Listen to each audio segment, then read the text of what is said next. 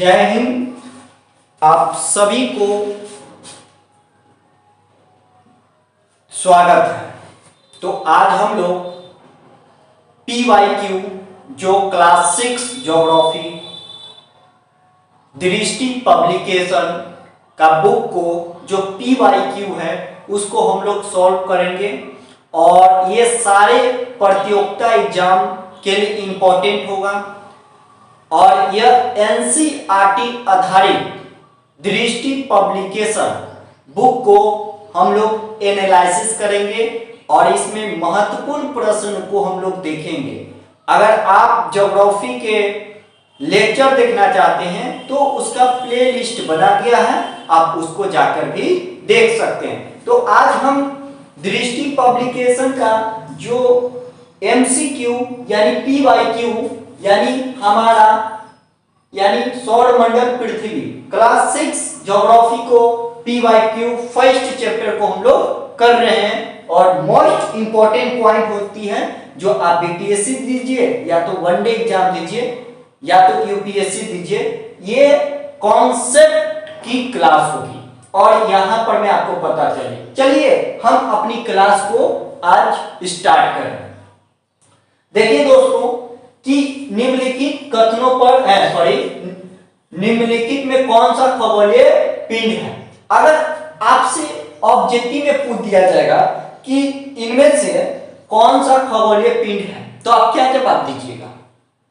तो खगोलीय पिंड क्या होगा? सूर्य, चंद्रमा, पृथ्वी, उल्का पिंड। तो इसका ऑप्शन कौन होगा? 1 2 1 3 1 3 ऐसा UPSC बना के प्रश्न पूछे। तो याद रखिएगा कि जब भी खगोलीय पिंड यानी आसमान में जो भी रात में दिखाई पड़ते हैं उसे खगोलीय पिंड कहते हैं। यानी सूर्य भी कुछ होगा, चंद्रमा, पृथ्वी, उल्का पिंड, ये क्या है? रात में जो भी देखते हैं यानी पृथ्वी के ऊपर देखते हैं उसे खगोलीय पिंड कहते हैं। तो ये भी सही होगा, चंद्रमा भी, पृथ्वी भी, उल्का पिंड। तो आई होप आपका ऑब्जेक्टिव D नंबर सही होगा, यानी 1 भी सही है, 2 भी सही है, 3 भी है, सही 4। तो आपके पास में ऐसा ऑब्जेक्टिव बना के पूछा जा सकता है। तो निम्नलिखित देखिए, निम्नलिखित में से कौन सा खगोलीय पिंड है जो पृथ्वी के ऊपर रात में जो भी दिखाई पड़ता है उसे क्या कहते हैं?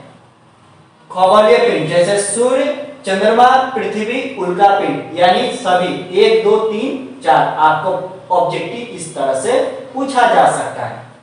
मोस्ट इंपोर्टेंट दोस्तों है कि किन खगोलीय पिंड को तारा कहते हैं। तारा पहले बनता है उष्मा और प्रकाश रहता है, उसे क्या होता है? तारा का कहते हैं। तो देखिए उष्मा और प्रकाश जो आकार में बहुत बड़ा होता है, नहीं, ये कथन बिल्कुल ही गलत होगा कि उष्मा और प्रकाश होता है। देखिए इनमें पास अपनी उष्मा और प्रकाश होता है, यह तो कथन बिल्कुल सही है। और जिनके पास में उष्मा और प्रकाश नहीं होता है उसे नहीं, तो कथन इसमें खोजिए तारा कैसे होता है? इसमें उष्मा और प्रकाश होता है, उसे कौन कहते हैं? तारा, यानी खगोलीय पिंड कहते हैं। तो ऑप्शन कौन हो जाएगा? आपका C सही हो जाएगा, जो आपके एग्जाम में पूछा जा सकता है। तीसरा नंबर क्वेश्चन है कि तारों को विभिन्न समूह के द्वारा बनाई गई विधियों को क्या कहते हैं?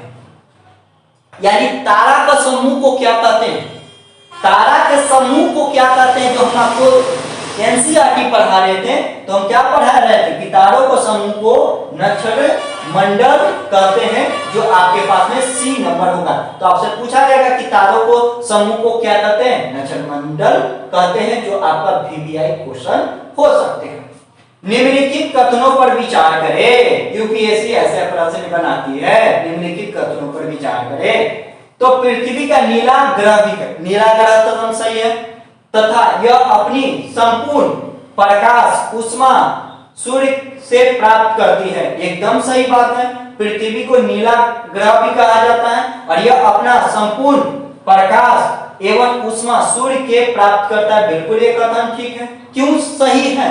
क्योंकि पृथ्वी एक नीला है और अपना स्वयं प्रकाश प्राप्त करता है। और देखिए पृथ्वी के सूर्य के दूरी हिसाब में चौथा तथा आकार सबसे बड़ा नहीं, यह कथन बिल्कुल ही गलत, क्योंकि तीसरा सबसे सोचिए तीसरा ग्रह पृथ्वी पर आता है और सबसे बड़ा कौन है, बृहस्पति ग्रह है सबसे बड़ा। तो यह कथन बिल्कुल ही गलत, यानी ऑप्शन कौन होगा, केवल एक। आपका ऑब्जेक्टिव इस तरह से पूछा जा सकता है, जो मोस्ट इंपॉर्टेंट पॉइंट होती है।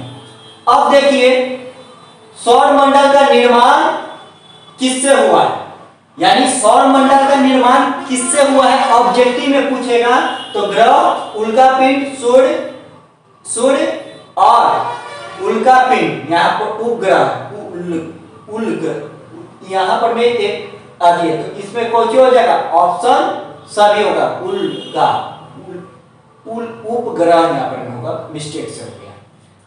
अब देखिए कि सौर मंडल ग्रह सूर्य के चक्कर उसके रास्ते को आकार को फैलता है, उसे क्या कहते हैं। मोस्ट इंपोर्टेंट क्वेश्चन होता है कि सौर में ग्रह माने सौर मंडल के ग्रह के सूर्य के चक्कर लगाने पर उस रास्ता को क्या कहते हैं। बीपीएससी में ये क्वेश्चन पूछा गया है, और तो क्या कहते हैं, दीर्घ वृत्तकार कहते हैं। सोचिए दीर्घ वृत्तकार पर सौर मंडल सूर्य के चक्कर लगाता है, जो आपका बी नंबर पूछ हो गया, क्वेश्चन सही होगा। जो आपके पास में आएगा तो आप फटाक से इसका आंसर दे सकते हैं। देखिए PYQ 7वां प्रश्न, प्राचीन काल प्रसिद्ध खगोलीय कौन सा था, खगोल शास्त्री कौन था, तो ये नहीं था, आर्यभट्ट था। आपसे ऑब्जेक्टिव में पूछे जाएगा कि प्राचीन काल में कौन था खगोलीय शास्त्र, किसे कहते हैं, आर्यभट्ट के कहते हैं, इसको नहीं कहते, इनको भी नहीं कहते, ऑप्शन सी सही होगी। किस ग्रह का पृथ्वी का जुड़वा ग्रह माना जाता है, मोस्ट वीवीआई क्वेश्चन, कि किस ग्रह को जुड़वा ग्रह का, शुक्र और पृथ्वी को जुड़वा ग्रह कहा जाता है। तो वैसा भी पूछ सकता है कि किस ग्रह को कहा जाता है, तो पृथ्वी और शुक्र को पृथ्वी का जुड़वा ग्रह कहा जाता है। ऑप्शन को हो जाएगा बी सही होगा। पृथ्वी का सबसे निकटतम ग्रह कौन है, यानी पृथ्वी तीसरा पर होगा, पहला है बुध, शुक्र, पृथ्वी, तो इसके आगे कौन सा हो जाएगा, ये ऑप्शन बी सही होगा। तो आई होप आपको पूरी तरह से हम PYQ जो दृष्टि पब्लिकेशन के जो बुक था उसको PYQ करवा चुके हैं। आप इसको जब मेरा वीडियो आप देखिए उसके बाद PYQ करिए, ताकि आपको पता चल सके कि हम जो पढ़ाते हैं उसमें क्या ये क्वेश्चन आपके डिफाइंड हो पा रही है कि नहीं हो पा रही है, और इसी तरह से आप लोग मेहनत करते रहे। जय हिंद, अपना ख्याल रखिए।